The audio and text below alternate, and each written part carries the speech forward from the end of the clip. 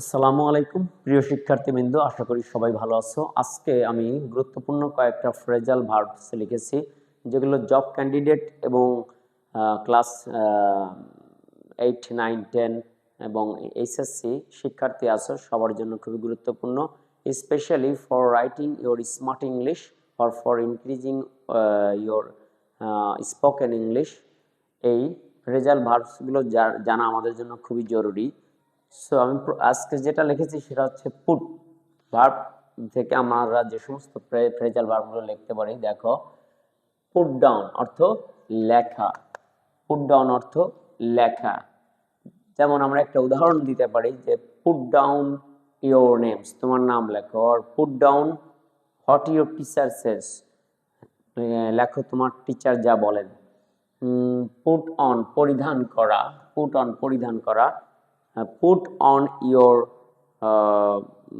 Clothes, অথবা বলতে পারি we put on new clothes on our festivals. এবার আসি পুট আউট, নিভিয়ে ফেলা। অর্থ বলতে পারি পুট আউট দ্য ল্যাম্প, বাতিটি নিভাও। অথবা বলতে পারি put out, he put out the lamp before going to bed, বিছানায় যাওয়ার আগে সে বাতিটি নিভে ফেললো। এরকম পুট আপ উইথ, সহ্য করা। পুট আপ উইথ অর্থ সহ্য করা। এটা বলতে পারি nobody will put up with such an insult, কেউ বলতে পারি no flesh and blood will put up with such an insult, কোনো রক্ত মাংসের, নো ফ্লেশ অ্যান্ড বডি, কোনো রক্ত মাংসের শরীরই এই অপমান সহ্য করবে না। Nobody will put up with such an insult. এবার আসি পুট ডাউন অর্থ কি, দমিয়ে রাখা। অর্থাৎ বলতে পারি, যেমন একটা উদাহরণ, this revolution was put down by the authority, অথবা the movement was put down by the army, the movement was put down by the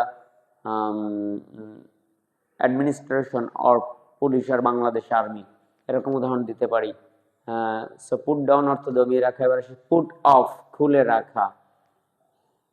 put off your shoes, তোমার জুতা খুলে রাখো। পুট অফ, ফেলে রাখা। যেমন একটা উদাহরণ দিতে পারি আমরা, don't put off your task for tomorrow, don't put off your task for tomorrow, আগামীকালের জন্য আজকের কাজ ফেলে রেখো না।